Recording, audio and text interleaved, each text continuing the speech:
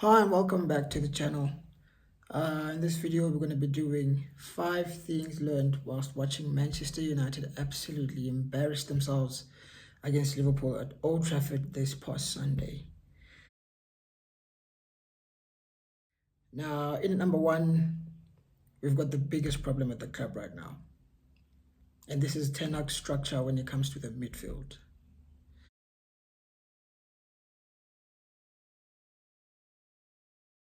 The midfield structure is so bad. It is so bad.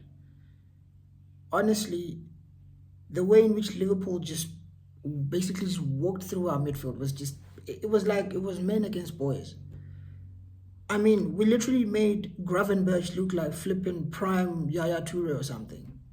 It was that easy. A guy who is basically new to the position. He's never been a DM in his entire life. He's more of a box-to-box midfielder. But now Slot's trying him in this new role as a DM for Liverpool because they couldn't buy one this summer.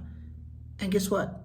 This was our chance. I'm thinking going into the game, we're actually going to try and make life difficult for him, see if he's going to panic or something. It was so easy for him. It was so easy. He just enjoyed himself. There was nothing. There was no challenge. Nothing. Now, this is basically a multifaceted problem in the sense that Ten Hag is largely to blame, but some of the players that we actually have in our midfield, like Casemiro, are also to blame. But before I get to Casemiro, Ten Hag is the biggest problem here. Why do I say this? He basically wants to press high, very high up the pitch, right? And defend on a low block, which basically leaves the midfield isolated. In my entire life of watching football, I've never seen this. A high press and a low block. This literally leaves our midfield exposed. It leaves so much gaps between the midfield and the attack, as well as the midfield and the defense. Hence, it's so easy for everyone who we play against to just walk past our midfield. Eric Ten Hag needs to sort this out. Honestly, it's the international break for 2 weeks. He needs to sit down with flipping Ruud van Nistelrooy and René Haak and actually discuss this because it cannot continue. It's been going on for 2 seasons, especially last season we saw it properly. But this season, it's out. We've played 3 games, we've already lost 2. That's not good enough. That is not good enough. Getting hammered 3-0 by our most bitter rivals. It just can't work. Like, honestly, if we're going to continue this high press with the low defense and leaving the midfield isolated, we're just going to get killed week in, week out. So, honestly, Eric Ten Hag needs to sort this out. I mean, we saw Casemiro, who, I'll be honest, the guy's finished. It's as simple as that. He's absolutely finished. But Ten Hag's not helping him either with the system. The best managers try and hide their players' weaknesses and come up with systems which try and basically bring out, or I don't know, highlight their strengths while hiding their weaknesses. But with Ten Hag, it's vice versa. His system highlights these players' weaknesses. And like I keep saying, this gap, this midfield 3, whether you put prime N'Golo Kante in there or flipping Makelele or whatever midfielder you want to put in there. We've just signed flipping Manuel Ugarte. He will struggle if we continue playing like this. Because there's too much, like I keep saying, the gap between the midfield and the attack and the midfield and the defense is too big. Hence, we keep getting exploited. People kept on saying that the reason why we lost against Liverpool was Casemiro. To a point, you're right, because he cost us 2 goals, really, 2 goals. So I hear it, but to show it wasn't just a Casemiro problem. He got replaced at half-time, right? Second half, Collier came on. So basically, it was a midfield 3 of Kobbie Mainoo, Toby Collier, and Bruno Fernandes. Mainoo got caught on the ball as well, and they went and scored. Again, granted, Mainoo should have done better, but it didn't get better. They still kept playing through our midfield so easily to show that it's a system problem. Yes, Casemiro is finished. I get it. But the bigger problem here is the system. That midfield system is not working, and Eric Ten Hag needs to sort it. But anyways, moving on to the second thing we learned whilst watching United against Liverpool. Andre Onana.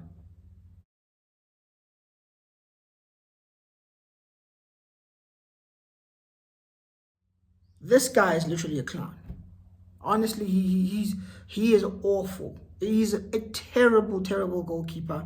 I know lots of people were complaining about David De Gea towards this end of his tenure at the club. Like on his last season, a large part of the fan base was complaining about it, myself included.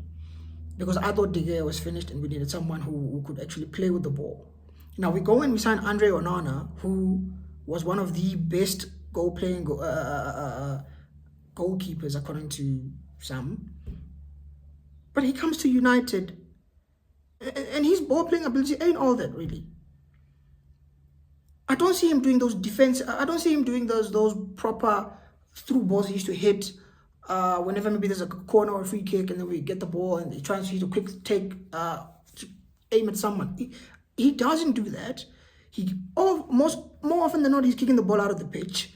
When he gets the ball and tries to do this 1-2s with the defenders, it's just awful. The only thing he brings to the team is basically sweeping, being a sweeper keeper. But the ball playing ability, non-existent. He actually can't save the ball. And worst of all, he's positioning, like when he's in between the goals. Like when he's in between the goal, like honestly, his positioning is the worst. Talk less of his diving.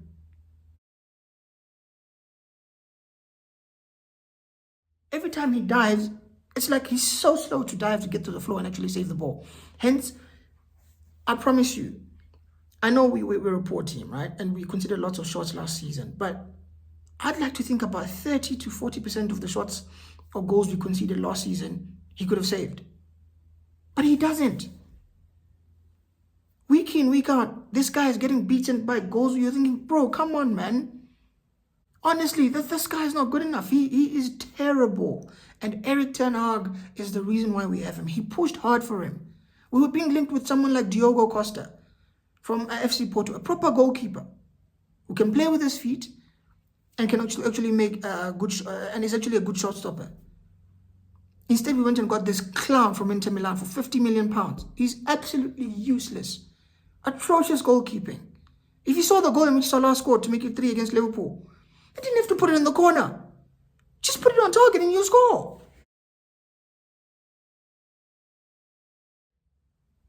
Week in, week out, it's a clanger from this guy. If he's not making a mistake which leads directly to us conceding, he's conceding soft goals. I know Salah's world class, I get it. And I know he has a very good record against us.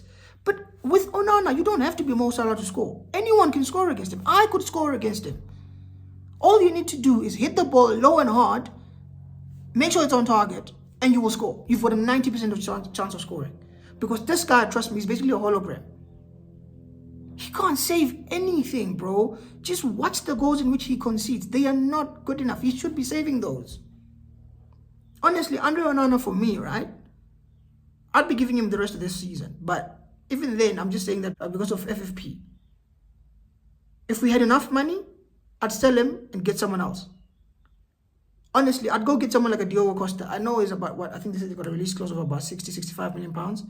Next summer, the main transfer target should be Diogo Costa. Or if you don't want Diogo Costa, cool, go get a different keeper. But Andre Onana is not it, and we simply cannot continue with him. This guy is not good enough. Too slow to get onto the floor. Poor shot-stopping ability. He doesn't command his box. He can't use his feet. So what is he good at? We need to get rid of Andre Onana. Honestly, it's not going to work. Until we get rid of Onana, we're not going to win anything major. Trust me, we're not. But anyways, moving on to the third thing we learned was watching Man United versus Liverpool. Marcus Rashford needs dropping. That's as simple as that. Honestly, I'm tired of this guy now. People want to baby him. They want to act like he's that 18-year-old we saw bursting onto the scene when we had lots of injuries under Louis van Gaal. No. It's been what? 6, 7, 8 years? I don't even know how long it's been. But I think, if I'm not mistaken, the guy's 26 years old now. Turning 27 this year. He's turning 27 and people want to act like he's 18 or 19. This guy still plays the exact same way he played when he first broke into the first team. Head down, he can't dribble past anyone, he can't go past anyone. I saw this guy, right? There was a chance, I don't know who played him in against Liverpool, just on Sunday, this past week on Sunday against Liverpool. Someone played a very good through ball for him. And it was basically going to be, it's him versus Konate. Instead of taking him on directly, He chickens out. He literally turns back. He like, we're on the counter. It's Rashford v Kunate. He turns back and passes the ball backwards to a teammate. I'm thinking, what the hell's going on here, Rashford? The Rashford I know, the one who's quick, who's got blistering pace, and would just take on his player, would be very direct. He would have taken Kunate one-on-one. Maybe he wouldn't have gone past it, but at least would have tried. He didn't even bother trying going past Kunate. That tells me his confidence is on the floor, and we all know what we get when Rashford is not in form, or he's not being he's short in confidence. Basically, we get a terrible Rashford whenever that happens. And this guy right now, for the betterment of the team and for his own sake, just take him out the team. Honestly, take him out the team, keep him on the bench. I'm at the point where Rashford needs to be dropped. There's this thing where in big games, people will be saying, oh no, he delivers in the big games, so start him, so I understand it.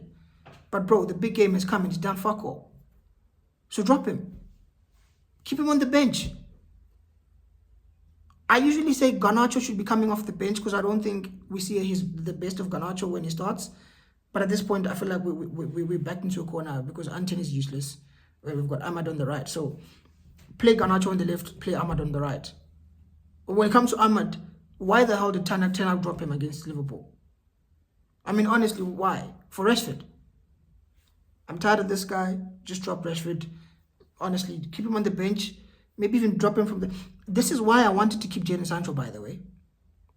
This is why I wanted to keep Jadon Sancho. People said, no, you're a Sancho fanboy, or this, that, and the other. Watch now. What's going to happen now? Honestly, we just... This season's looking long, man. And to be honest, I don't know what's going to happen, but it doesn't look good. It doesn't look good. But anyways, I'm going to move it to the fourth thing we learned watching United versus Liverpool. Our attack is very toothless. Our attack is toothless. Simple as that. Our attack is toothless. We do not look scary at all. Let me list our attacking options. Rasmus Højlund, Joshua Zirkzee, Amad Diallo, Alejandro Garnacho, flipping Marcus Rashford, and Anthony Dos Santos. Out of those 6 players that I mentioned, I don't think we have, in fact, I know we don't have any single world-class player.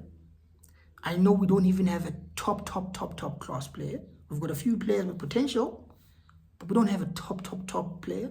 We don't have a cold-blooded killer when it comes to a number 9. Zirkzee is not a number 9. He said it himself as a 9.5.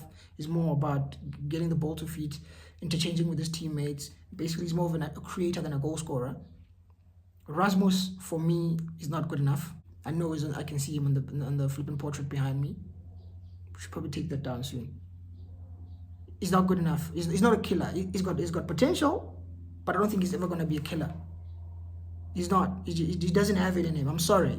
People want to defend him. So, oh, he's young. He's 20, 21. Give him time. Cool, I'll give him time, but I don't think he's ever going to get any better. In fact, maybe he will get better, but he's never going to get to the proper levels that Man United need if we're going to challenge for league titles and Champions Leagues in the future. I know we're not going to challenge for anything right now, but he's not good enough, according to me. Rashford is absolute trash, and he's another one who needs to be sold next summer. Anthony's been trash since he came to the club, but he says this season we're gonna see a new Anthony. I don't know, maybe we will, maybe we won't. I don't think so. Garnacho and Ahmad are the only ones who... Ahmad is our best attacker, like I said, so there's hope there. Garnacho, I'm 50-50, I'm not gonna lie. I know he's another fan favorite. Again, he's on the portrait. I don't know when it comes to Garnacho, but we will see. But honestly, when I look at that attack of ours, it is very toothless. Where are the goals going to come from, guys? Is Garnacho going to score more than 10 this season? Is Rasmus Højlund going to score more than 10? Is Rashford even going to score 10 goals? Is Anthony going to score 10 goals? Zirkzee, is he going to score 10 goals? I mean, I know good teams score at least 70, 80, 90 goals a season. Now, if our attackers are not contributing to that, where are the goals going to come from? I don't know. I honestly think this attack is toothless. That's why people will remember I was a big advocate and I was pushing United should go and sign Ivan Toney. He was right there. 1 year left on his contract. I believe we could have struck a deal for about 30, 40 million pounds for this guy. A top class striker, I'm not saying world class, a top striker who is proven in the Premier League to score, to be able to score year in, year out. We didn't do anything for him. We went for Zirkzee, he looks good, he looks promising, but is he a goal scorer? Is he a killer? Honestly, we might be in a bit of trouble, honestly. But anyways, moving on to the fifth and final thing we learned watching United versus Liverpool. Erik ten Hag. Erik ten Hag has been outclassed yet again.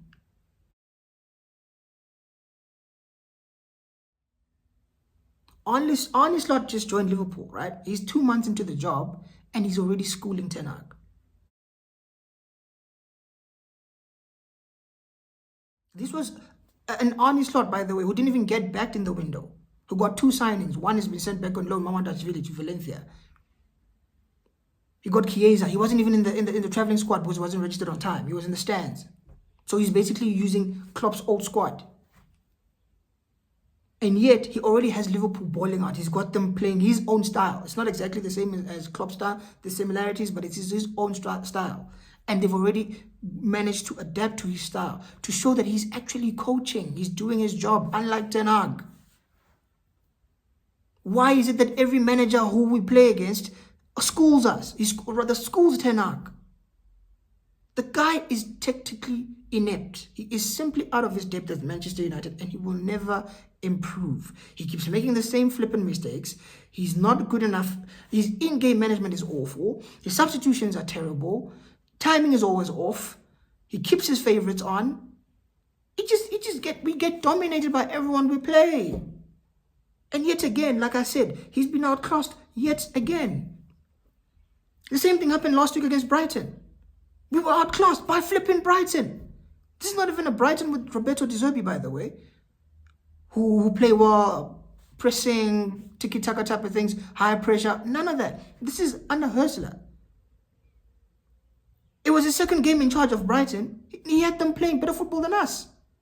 Ten Hag's been here for 3 years and he's still doing the same nonsense. I'm honestly tired of this Ten Hag guy, honestly. I am so sick of him. And the sooner he's sacked, the better. He keeps getting outclassed by everyone. Who do we have next? Southampton away. People will be like, they're just coming from the Championship, so it should be an easy win for us. Guys, Ten Hag has lost more games away from home than he has actually won. And you think it's going to be an easy game against Southampton? Away. We might be in for a rude awakening. I'm telling you, I'm not looking forward to that game. I'm honestly not. This guy just gets dominated. He just gets shown up. He gets outclassed by every single manager he comes against. How he has such backing from his supporters is a mystery to me. But anyways, what do I know? Those are the 5 things we learned watching United versus Liverpool. Let me know what you thought in the comment section. Did I get anything wrong? Did I forget anything which you thought would have been part of the 5 things learned this week? Let me know in the comment section. And yeah, if you haven't already, please like the video, share the video, subscribe to the channel, and I will see you guys soon. Peace.